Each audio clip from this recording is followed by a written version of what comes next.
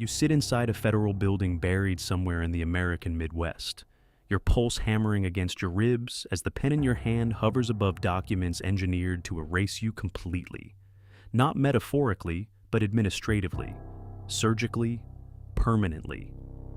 While across the table, U.S. Marshals observe with practiced detachment. This is not a reinvention or a fresh start. It is a deletion followed by fabrication. A bureaucratic execution of identity where every memory tied to your name becomes a liability, and every relationship transforms into a vulnerability that hostile actors can exploit with lethal precision. You never chose witness protection, not really.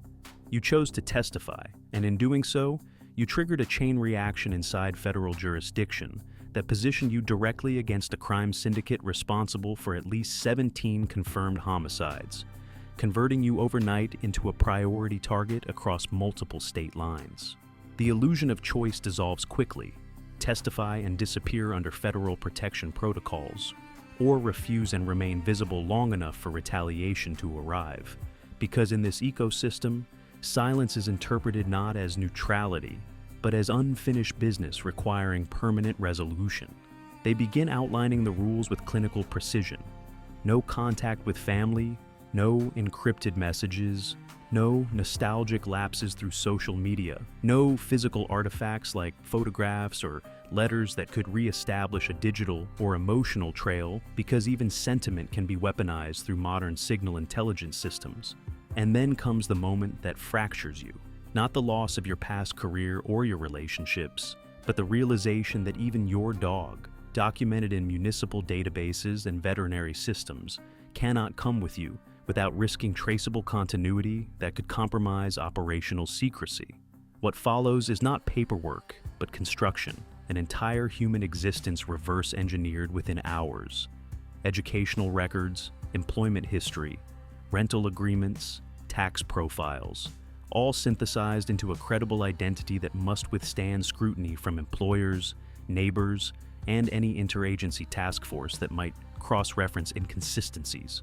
Then, without ceremony, relocation begins under the cover of darkness, as two marshals escort you into an unremarkable sedan and drive for hours across jurisdictions, deliberately withholding your destination so that even under interrogation, you could not betray coordinates you never possessed.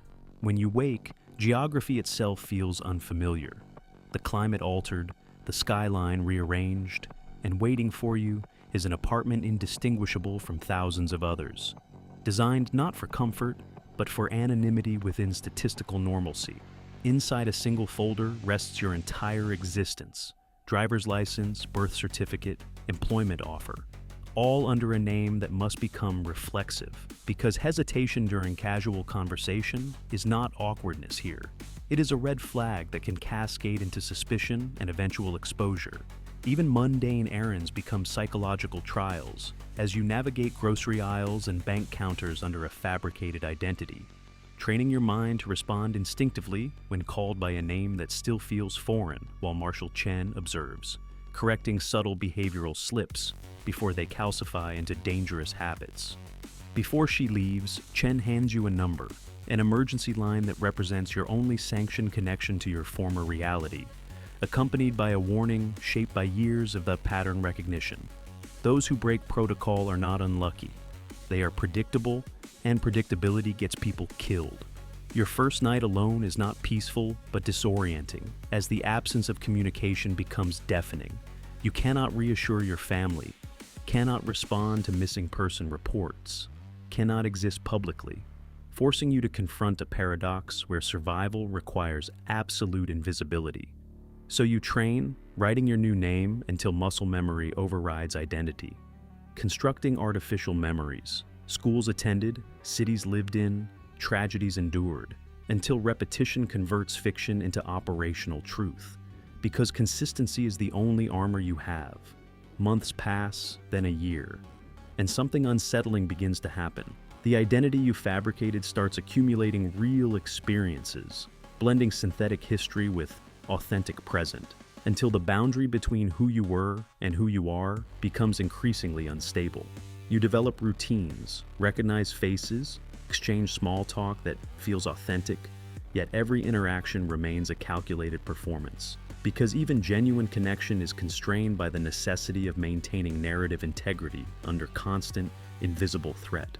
When you meet someone genuine, someone who offers friendship without suspicion, you engage cautiously, delivering rehearsed fragments of your past, while suppressing the instinct to share truth, knowing that emotional intimacy now carries operational risk.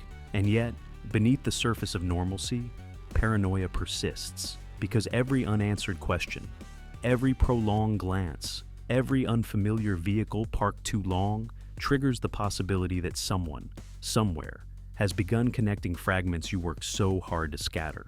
Periodically, marshals rotate through, minimizing detectable patterns, assessing your compliance, scanning for anomalies, reinforcing the same principle.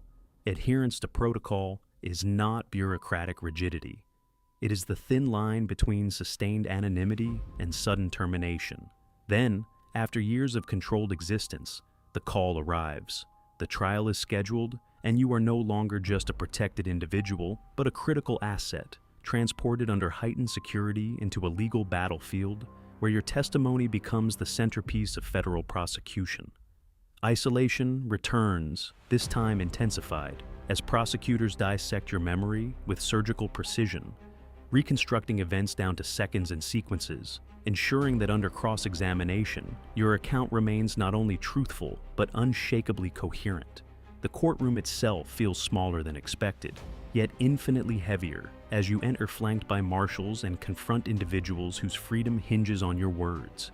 Individuals who have spent years anticipating this moment, not for justice, but for retaliation. When you point them out, their gaze locks onto you with a silent promise that transcends the confines of the courtroom, reminding you that, while legal systems may impose sentences, loyalty within criminal networks often outlives incarceration.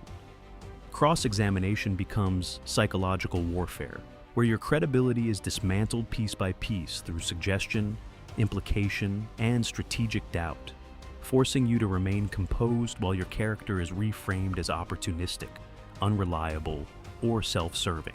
And then, after weeks of proceedings, the verdict arrives, guilty on all counts, but you are not present to hear it, already extracted and relocated before emotional closure can occur, because even victory does not eliminate risk within this ecosystem. Life resumes, but altered permanently, as the conviction fails to dissolve the threat landscape entirely, with appeals pending and affiliates still operational, prompting federal authorities to recommend indefinite continuation within the program. You adapt, building a life composed of small, controlled elements: work, routine, companionship, while observing your former world from a distance, accessing fragments of family updates through anonymous channels that leave no traceable footprint. And then comes the cost that no briefing fully prepares you for: loss without participation, grief without closure. Learning of your mother's death months after her funeral, unable to attend, unable to acknowledge, because exposure would nullify everything you sacrificed. Identity itself begins to blur at the edges, with moments of disorientation where you question which version of yourself is real, only to be pulled back into routine by the immediate demands of survival disguised as normalcy. 17 years pass, and the constructed identity outlives the original, raising a question that no training addresses. When the fabricated life becomes longer and richer than the authentic one, which version holds legitimacy? Eventually, the possibility of reintegration emerges, as the original threat network dissolves and federal assessment deems risk minimal, offering you the option to reclaim your former identity. A concept that now feels abstract rather than attainable, because the person you once were no longer exists in any functional sense, reduced to static memories, disconnected from your current reality, making the idea of return less like homecoming and more like inhabiting a stranger's abandoned life. Even the thought of contacting surviving family becomes complicated, not by logistics, but by emotional discontinuity, as decades of absence cannot be reconciled through a single conversation or explained within the confines of ordinary language. So, you remain where you are, continuing forward under the identity that sustained you, accepting that while the life you envisioned at 27 is gone, the one you built in its place however constrained, remains undeniably yours, secured through sacrifice and sustained by choice. Within the federal system, thousands exist as you do, unseen, undocumented in public consciousness, proof that anonymity, when executed flawlessly, is not disappearance but transformation, a testament to the human capacity to endure erasure and still construct meaning afterward.